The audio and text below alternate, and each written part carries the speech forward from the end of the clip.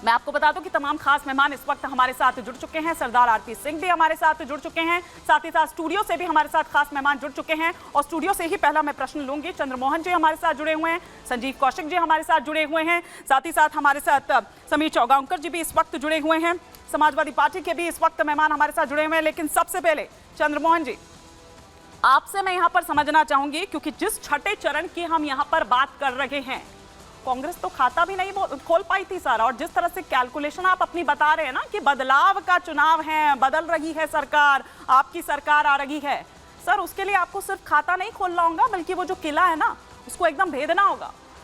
किला भी खुद भिदेगा और खाता भी खुलेगा, और उसको प्रमाणित देश के प्रधानमंत्री ने कर दिया है। जो देश के प्रधानमंत्री की बौखलाहट है, जो 400 के पार कह रहे थे, वो 143 पे भी नहीं दिख रहे, क्योंकि 543 की टोटल सीटों के ऊपर था। और जिस 400 पार के घमंड के ऊपर जिस देश के संविधान को बदलने की बात करी थी देश के प्रधानमंत्री ने, आज उसी देश के संविधान को बचाने के लिए देश की जनता वोट करने जा रही है। और इंडिया गठबंधन, हिमानी जी, दिल्ली तो 7-0 से जीतेंगे। आप देखिए यूपी के अंदर भी ऐसी बारात तैयार करके देंगे जिसकी विदाई यूपी सरकार की भी होगी और उसकी रुलाई दिल्ली के सेंटर सरकार में आएगी। क्योंकि जो सीटें और जो स्टेट भाजपा ने पिछले 19 में जीती थी, 14 और 19 का गणित आप तैयार करिए और 24 में आके खड़े होइए। उनकी बौखलाहट और उनकी सेंस इससे देख लीजिए कि शेयर मार्केट का गिरना और अपनों पे भरोसा छोड़ देना भाजपा का, वो चितार्थ होता है कि भाजपा कोई ऐसा सका नहीं जिसको भाजपा ने ठगा नहीं, तो आरएसएस तक को ठग मारा। आज इतना घमंड 400 पार का था, जब देश के संविधान को बदलने की बात करी, वहीं कह दिया कि आज आरएसएस की भी जरूरत नहीं है, बीजेपी सक्षम है।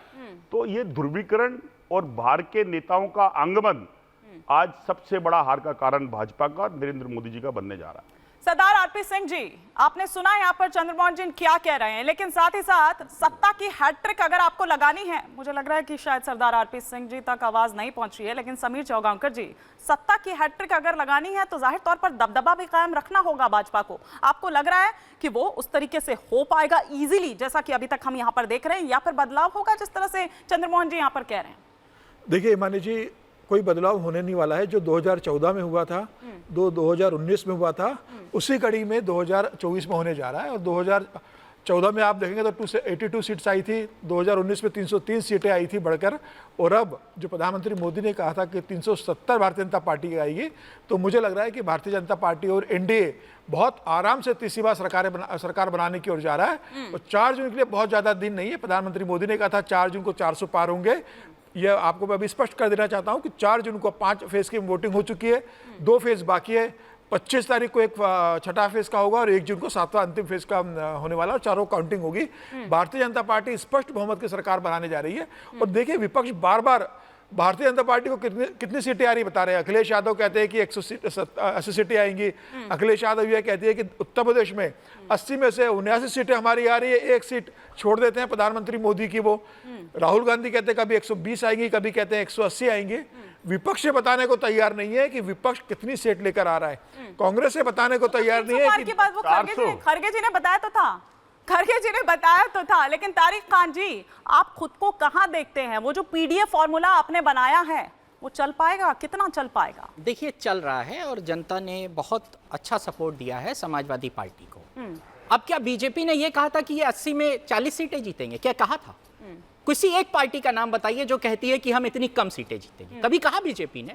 और मैं तो इतना खुश हूं इस बात से कि इन्होंने 400 सीट जीतने को कहा, क्योंकि 543 सीटें हैं। बीजेपी ये कह देती कि हम 543 में से 600 सीटें जीतेंगे। कह भी सकते हैं भाई, ये अंतर्यामी टाइप के लोग हैं इनकी पार्टी में, ये कह सकते हैं। क्यों कह सकते हैं उसका प्रमाण भी देता हूं। योगी साहब ने विधानसभा में कहा कि 46 में से 56 आपने एसडीएम यादव बना दिया। अब 46 में से कैसे 56 बनेगा? सिर्फ बीजेपी वाले बना सकते हैं भाई, मेरे बस की बात नहीं, सिर्फ बीजेपी वाले कर सकते हैं। इसलिए 46 में से 56 कैसे ढूंढ के निकालेंगे, ऐसे ही ये 400 सीटें कैसे ढूंढ के निकालेंगे? आप पूछिए, उनके समर्थक लोग बैठे हैं, पूछिए उनसे कैसे लेके आएंगे। और कब ये कहते हैं, आपने बताया कि हमारा रेड जोन है, ब्लू जोन है, आरएसएस की रिपोर्ट है कि 20 सीटें हम हार रहे हैं, इतने सांसदों के टिकट भी आपने काट दिए, तब भी सारी सीटें जीत रहे हैं। तो इतना क्यों किया जब इतनी मजबूत स्थिति में थे आप? तमाम सिटिंग सांसदों के 1800 कुछ दिन होते हैं एक साल में, 1875 दिन, जो 1875 दिन सांसद रहा,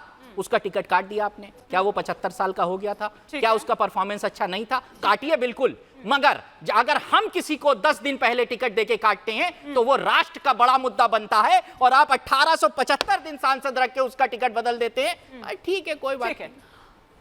सरदार आरपी सिंह जी, उम्मीद कर रही हूं कि अब आपको मेरी आवाज आ रही होगी, क्योंकि पहले आप तक आवाज नहीं पहुंच पा रही थी, लेकिन तारिक खान साहब जो कह रहे हैं उस पर तो जवाब चाहूंगी, और साथ ही साथ नंबर गेम क्या कह रहा है? वो 400 पार का जो आंकड़ा है उसके कितने करीब पहुंची है बीजेपी? क्योंकि रिपोर्ट्स तो आप भी ले ही रहे होंगे सब जगह से।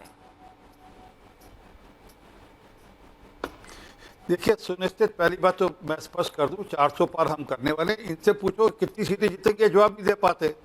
ये हमारी गिनाते सीटें, अपनी सीटें कभी नहीं गिना पाते कि ये सारी गठबंधन मिलाकर कितनी सीटें जीतेगा। और मुझे ममता बनर्जी का वो बयान याद आता है, जब ममता बनर्जी ने कहा था कि कांग्रेस पार्टी लड़ेगी 300, जीतेगी 40।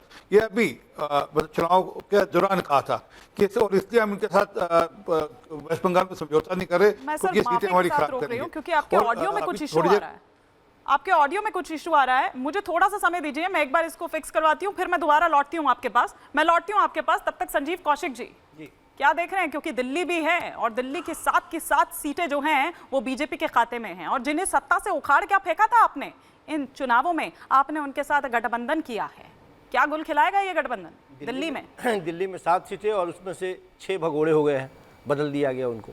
यदि वो मजबूत थे तो रिपीट करना चाहिए। हाँ। और निकम्मे थे तो भारतीय जनता पार्टी को उसकी जिम्मेदारी लेनी चाहिए। हम सिर्फ ये कह रहे हैं कि 400 पार किस भरोसे? सबसे महंगाई चरम पे है उसके भरोसे, या युवाओं के जो पेपर अभी जिस मॉडल को पूरे हिंदुस्तान में लागू करने की बात कर रहे हैं, उत्तर प्रदेश को उठा लेते हैं, योगी जी का मॉडल। तो जितना युवा वहां परेशान है, जिस तरह से एग्जाम हो रहे हैं और पेपर लीक हो रहे हैं, तकरीबन 50 लाख से ज्यादा युवाओं का भविष्य गर्त में डाल दिया उसके भरोसे, या फिर बेरोजगारी के भरोसे। और आप किसके भरोसे कह रहे हैं कि 7 की 7 सीटें जो हैं वो INDIA गठबंधन के हिस्से में इस बार आएगी? कैसे? दिल्ली में यदि 7 की 7 इंडिया गठबंधन की सीटें यदि सुरक्षित है तो उसके पीछे कारण है, क्योंकि लोगों ने देखा है कि दिल्ली सरकार को किस तरह से भारतीय जनता पार्टी खत्म करने की कोशिश कर रही है। लोगों ने देखा है कि किस तरह से संविधान को कुचलने की कोशिश कर रही है, आरक्षण खत्म करने की कोशिश कर रही है। दिल्ली सरकार गरीब लोगों के लिए लाइफलाइन बन चुकी है आज के वक्त में। अच्छा। आप धमकी देते हैं कि यहाँ पे सरकार खत्म कर देंगे, कभी मुख्यमंत्री को जेल में डालते हैं, कभी उप मुख्यमंत्री को जेल में डालते हैं, कभी उनके माता पिता को प्रताड़ित करते हैं। इससे ज्यादा बेशर्मी क्या हो सकती है? राजनीति में वृद्ध माता पिता को भी यदि आप घसीट लाते हैं, इससे ज्यादा बेशर्मी की बात क्या हो सकती है? थोड़ी सी भी तो नैतिकता रखिए। इतने दिनों तक सीएम साहब ने इसीलिए चुप्पी साधी हुई थी क्या? मैंने माता पिता का जिक्र कर रहे हो, माता पिता को घसीट के आज कौन गार्डन में लेके आया था वीडियो बनाने के लिए कि आप चलो इतनी धूप में बाहर लेके जा रहे हो? क्या पुलिस ने कहा था कि हम आपसे पूछताछ करने आ रहे हैं? पुलिस ने कहा था कि जरूरत होगी तो हम पूछताछ करेंगे। पुलिस अगर आएगी तो पहले आपको नोटिस भेजती, आपको इंटिमेशन करती। अरविंद केजरीवाल को अपने माता पिता को राजनीतिक रूप से इस्तेमाल करना था, तो इस शीश महल से बाहर निकाल कर लाते हैं कि चलो आपका वीडियो बनवाना है। वीडियो बनाकर कहते हैं कि बूढ़े मामा को पूछा जाएगा। जब घर के अंदर राज्यसभा सांसद से मारपीट होगी तो मुख्यमंत्री से भी पूछा जाएगा, सुनीता केजरीवाल से भी पूछा जाएगा, जरूरत होगी तो घर में बैठकर माता पिता से पूछा जाएगा। स्वाति मालीवाल ने तो कहा है कि मैंने माता पिता का आशीर्वाद दिया था घर के अंदर। भ्रष्टाचार आप करोगे, मारपीट आप करोगे, और आप कहोगे कि हमसे पूछताछ नहीं हो। मनीष सिसोदिया की 9 बार जमानत खारिज हो चुकी है।